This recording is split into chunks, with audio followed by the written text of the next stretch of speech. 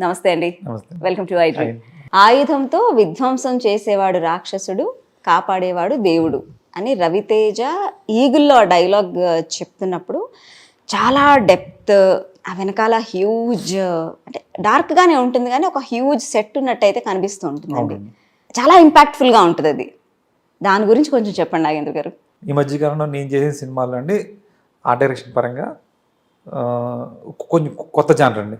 Okay. అంటే నేను రీసెంట్గా మీకు ధమాకా చేయడము, విరూపాక్ష, హనుమాను, వీటి కాంట్రాస్ట్ సినిమా అండి ఈగల్. ఓకే.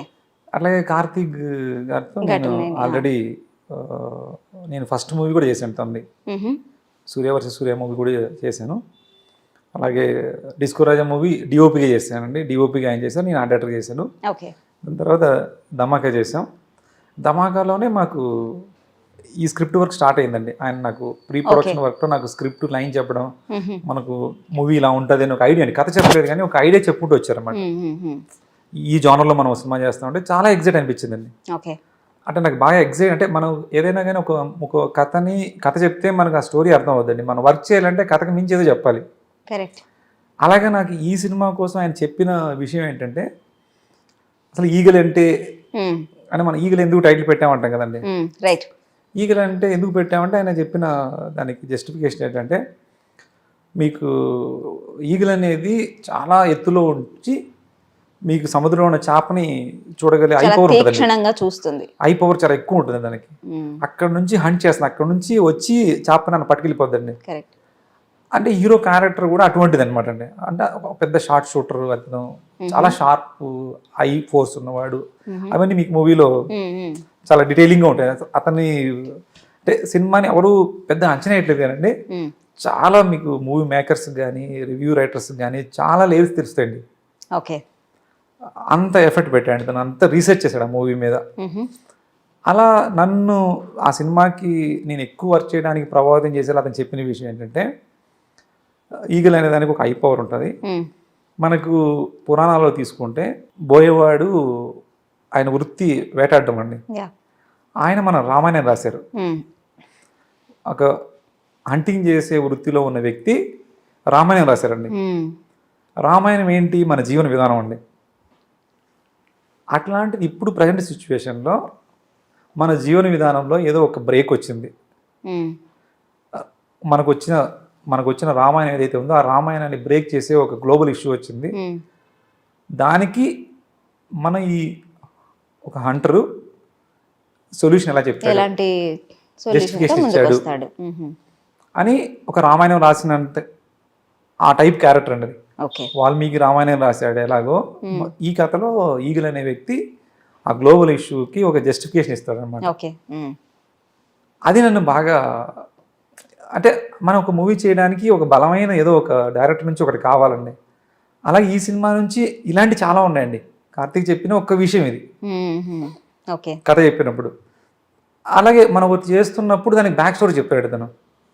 దీని అర్థం ఇది, మనం ఇలా ఎందుకు పెడుతున్నాం అంటే దీనికి ఒక మీనింగ్ ఇది ఉంది అనగానే మనకి ఈజీగా దాని స్ట్రక్చర్ ఎలా బిల్డ్ చేయాలి అర్థమైపోద్ది అనమాట.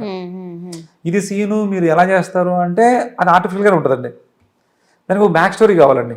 కరెక్ట్. ఇప్పుడు నేను చెప్పిన, కార్తీక్ గారు చెప్పిన ఏదైతే విషయం ఉందో సినిమాలో ఉండదండి. అది సినిమా టోటల్గా దాని యొక్క ఫ్లేవర్ అదండి. అది డైరెక్ట్గా వాల్మీకి ఏం ఉండవు. కరెక్ట్. ఒక బ్యాకప్ దాన్ని రిఫరెన్స్గా తీసుకొని మనం ఈ క్యారెక్టర్స్ని బిల్డ్ చేసాము అని తను చెప్పే విధానం ఏదైతే ఉందో దాన్ని మనం ఈజీగా దానికి మనం స్ట్రక్చర్ ఎలా బిల్డ్ చేసుకుంటూ వెళ్ళాలి. అతని క్యారెక్టర్కి మనం కూడా పురాణాల్లో ఉన్న కొన్ని థింగ్స్ని యాడ్ చేసుకుంటూ వస్తామండి. ఓకే. పురాణాల్లో అప్పుడు ఇది ఉన్నది, దానికి రిలేటివ్గా మనం ఇది పెట్టాలి.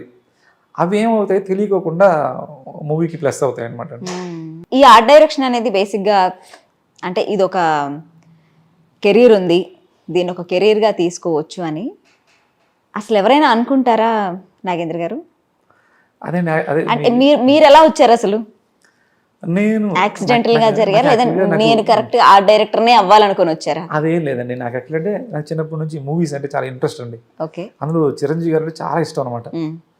చిరంజీవి గారు అంటే నా లైఫ్లో, నా చిన్నప్పటి నుంచి నా లైఫ్లో ఎక్కువ నా మెమరీలో ఫీడ్ అయ్యిందంటే చిరంజీవి గారు అండి.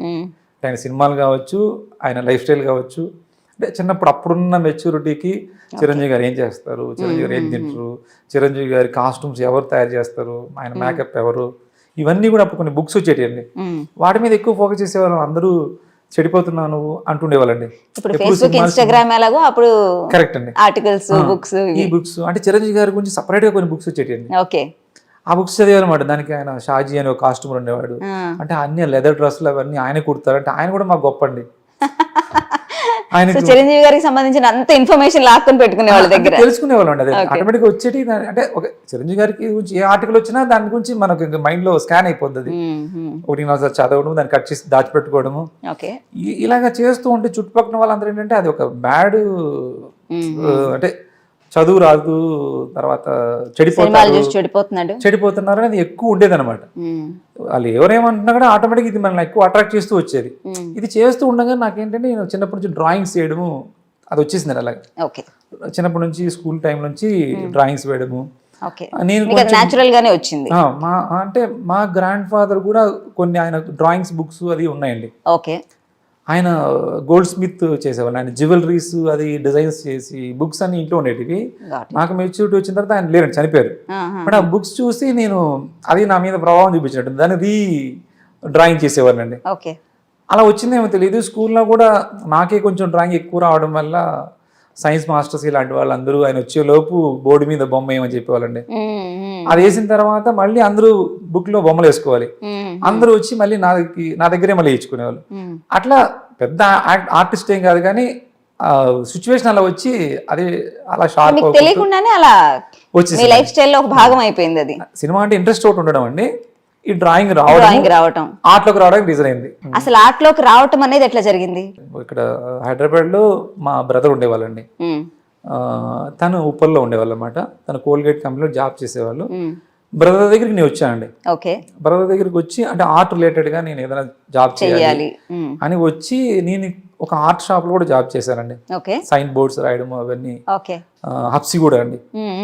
అక్కడ తను నన్ను అక్కడ జాయిన్ చేశారనమాట. అక్కడ నేను వర్క్ చేస్తూ ఉన్నప్పుడు ఎనీ సండే రోజు హైదరాబాద్లో ఒక ప్లేస్కి వెళ్ళాలని డిఫరెంట్ ప్లేస్కి వెళ్ళే ప్రాసెస్లో ఒకరోజు ఫిలిం నగర్ అనే ఏరియాకి రావడం జరిగింది. వచ్చినప్పుడు అక్కడ ఒక షూట్ జరుగుతుంది. ఆ షూట్లో అక్కడ ఒకళ్ళు ఆర్ట్ వర్క్ చేస్తారండి. వాళ్ళు ఆర్ట్ వర్క్ చేస్తున్నారు కాబట్టి నేను వాళ్ళతో రిలేట్ అయ్యి నాకు కూడా ఆర్ట్ వర్క్ వచ్చు అని నేను వాళ్ళతో కనెక్ట్ అవ్వడం. వాళ్ళు పెద్దగా రిసీవ్ చేసుకోలేదండి. మళ్ళీ నెక్స్ట్ సండే వచ్చినప్పుడు మళ్ళీ ఇంకొకరిని కలవడం, అట్లా మెల్లమెల్లె కలిసి కొంచెం ఎక్కువ స్ట్రగుల్ అయితే ఉందండి. ఎన్నెన్నో స్ట్రగుల్ అన్ని పడుతూ మనం వెళ్ళిన వ్యక్తులని బట్టి అలా బాగా లాంగ్ ప్రాసెస్ అండి. అది పెద్ద స్టోరీ అవుద్ది అనమాట. అంటే